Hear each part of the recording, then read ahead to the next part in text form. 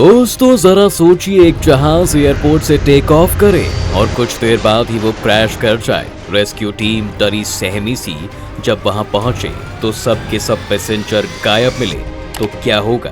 आप सोच रहे होंगे कि ऐसा कैसे हो सकता है, लेकिन ये कोई मनगढ़ंत कहानी नहीं है, बल्कि एक सच्ची घटना है जहां हजारों फीट की ऊंचाई पर उड़ रहा प्लेन रनवे से महज कुछ किलोमीटर दूरी पर क्रैश हो जाता है। उस समय प्लेन में 110 पैसेंजर मौजूद थे, जिसमें सभी की मौत हो गई। हैरानी की बात तो यह है कि रेस्क्यू टीम को उसमें से एक भी पैसेंजर की डेड बॉडी नहीं मिली। तो आखिर कहां गए सभी लोग? कैसे क्रैश हुआ ये प्लेन और रेस्क्यू टीम इतनी डरी हुई क्यों थी?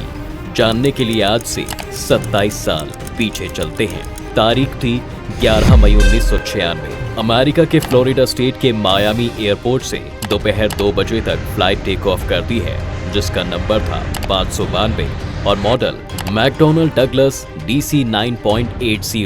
2 इंजन वाला ये जहाज एक साथ 135 लोगों को ले जा सकता था। करीब 27 साल से ये प्लेन उड़ान भर रहा था, जिसकी हालत अब खस्ता हो चुकी थी। इसे चलाने वाली कंपनी का नाम था वैल्यूजेट, जो महज 4 साल पहले ही शुरू हुई थी। वो देखते ही देखते फेमस भी हो गई और अच्छा खासा पैसा भी कमाने लगी। इसका कारण था सस्ता किराया।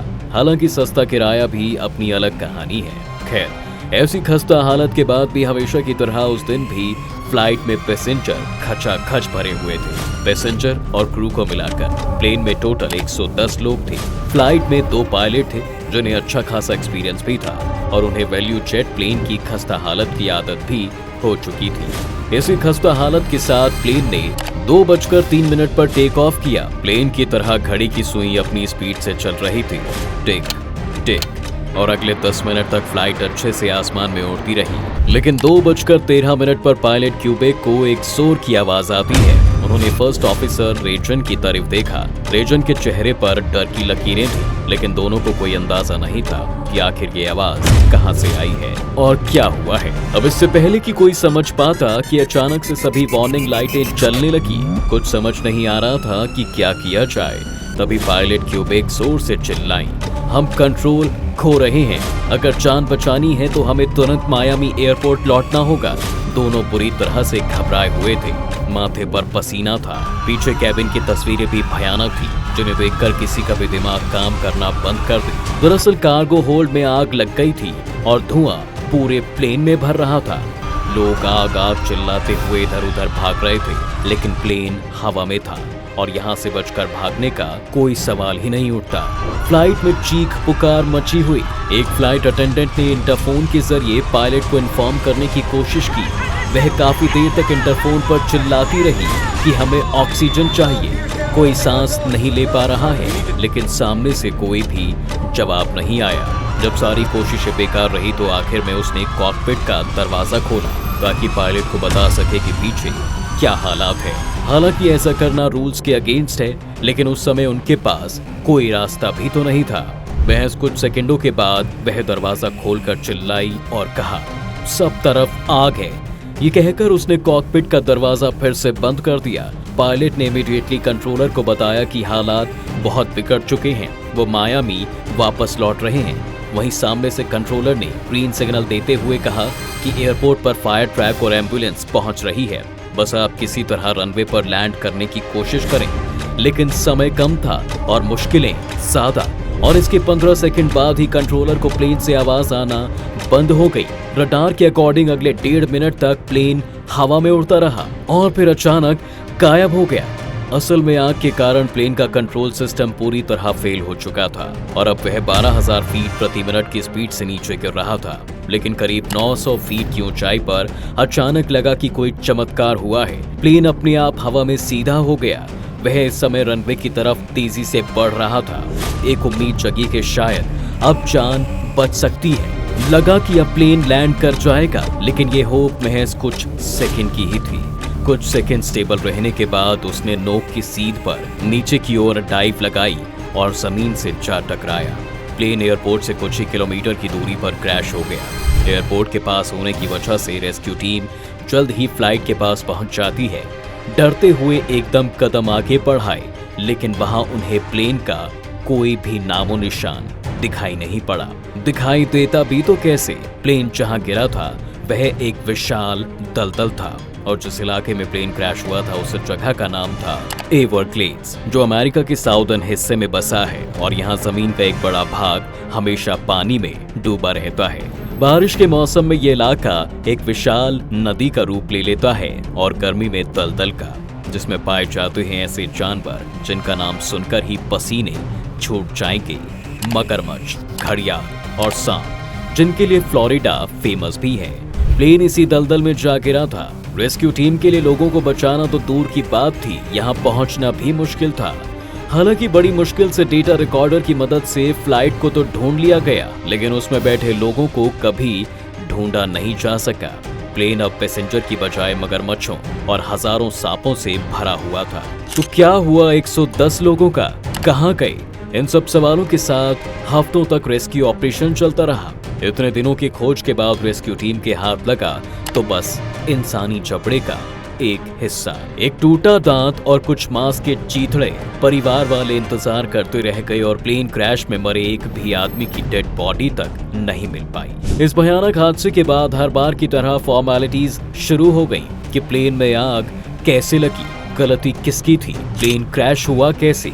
ये सब सवाल हमारे दिमाग में भी थे और शायद आपको जानकर हैरानी होगी कि जो ऑक्सीजन जीने के लिए जरूरी है वही ऑक्सीजन 110 लोगों की मौत की वजह बन चुकी थी। असल में ये ऑक्सीजन जनरेटर थे जो उस दिन कार्गो कंपार्टमेंट में रखे हुए थे। जैसे कि नाम से तो पता चल ही रहा है कि ये जनरेटर ऑक्सीजन पैदा करने के लिए यूज होते हैं। इसमें अंदर सोडियम क्लोरेट नाम का केमिकल भरा होता है जिसे एक हल्के चार्ज से चिंगारी दी जाती है। इसके बाद रिएक्शन शुरू हो जाता है और सोडियम क्लोरेट, सोडियम क्लोराइड और ऑक्सीजन में टूट जाता है। यहाँ से ऑक्सीजन एक नली के जरिए प्लेन में लगे ऑक्सीजन मास्क तक पहुँचती है। ये जनरेटर प्लेन की छत में एक कंपार्टमेंट में लगे होते हैं। ऐसे में यहाँ पर ये सवाल उठता है कि इस प्लेन में इन्हें कार्गो कंपार्टमेंट में क्यों रखा गया था, जबकि रूल्स के अकॉर्डिंग कार्गो में एक लाइटर रखने तक की इजाजत नहीं होती, तो इतना बड़ा रिस्क क्यों लिया गया? दरअसल इस कंपनी से एक बड़ी गलती हुई थी। ऑक्सीजन जनरेटरों को कागजों और बबल रैप से भरे बॉक्स में रखा गया था जिसमें ऊपर लिखा हुआ था ऑक्सीजन कैनिस्टर। इसके अलावा ये भी मेंशन था कि कैनिस्टर खाली है, लेकिन असल में वो केमिकल से भरे हुए जनरेटर थे जिसमें सेफ्टी कैप तक नहीं लगी थी। सारे कारनामे पैसे बचाने के चक्कर में हुए थे। दरअसल उसी दिन जब जहाज अपनी दूसरी उड़ान पर था तब बीच में ही उसका फ्लाइट एड्रेस सिस्टम, यानी वो सिस्टम जिसके जरिए फ्लाइट में घोषणा की जाती है, वो भी खराब हो गया था। फ्लाइट अटेंडेंट को घोषणा करने के लिए मेगाफोन को यूज करना पड़ा था। वहीं 2 दिन से इस प्लेन का ऑटो पायलट खराब था। इसके अलावा इलेक्ट्रिकल सिस्टम में हुए फॉल्ट को भी टेक ऑफ से ठीक पहले दूर किया गया। कुल मिलाकर कंपनी पैसे के चक्कर में सिक्योरिटी से समझौता कर रही थी। वैल्यूजेट कंपनी ने अपनी फ्लाइट्स की मेंटेनेंस का काम एक दूसरी कंपनी को दे रखा था। उनको पैसा कम मिलता था तो वो पूरी लिपापोती से काम चलाते। पहले इस लापरवाही का रिजल्ट छोटे मोटे टेक्निकल फॉल्ट्स में देखने को मिलता था और इससे 1 साल पहले यानी 1995 में वैल्यूजेट के एक प्लेन में अचानक आग लग गई थी। लेकिन इस बार लापरवाही 110 लोगों की मौत का कारण बन गई थी। उसके बाद बगल में रखे रबर के टायरों ने भी आग पकड़ी जो देखते ही देखते पूरे कार्गो में फैल गई। आग की वजह से प्लेन का इलेक्ट्रिकल सिस्टम और बाकी कंट्रोल्स खराब हो गए। हालात ऐसे हो गए थे कि पायलट के हाथ से कंट्रोल खो गया और प्लेन सीधा जाकर मगरमच्छों से भरे दलदल में जा गिरा। जब इस हादसे की इन्वेस्टिगेशन की गई तो 3 इंस्टीट्यूशंस को इस एक्सीडेंट के लिए रिस्पॉन्सिबल माना गया। वैल्यूजेट कंपनी जिसका प्लेन था, सेबरटेर कंपनी जो जहाज की मेंटेनेंस के लिए रिस्पॉन्सिबल थी और FAA फेडरल एविएशन एजेंसी यानी US military of civil aviation. इसके बाद इन्वेस्टिगेशन पैनल ने FAA को कुछ सजेशन दिए जिसमें कार्गो में धुआं डिटेक्ट और आग बुझाने वाला सिस्टम लगाने की बात कही गई, लेकिन FAA ने सुझावों को ये कहते हुए रिजेक्ट कर दिया था कि इससे फ्लाइट का खर्चा बढ़ेगा और जिसका बोझ कस्टमर पर पड़ेगा।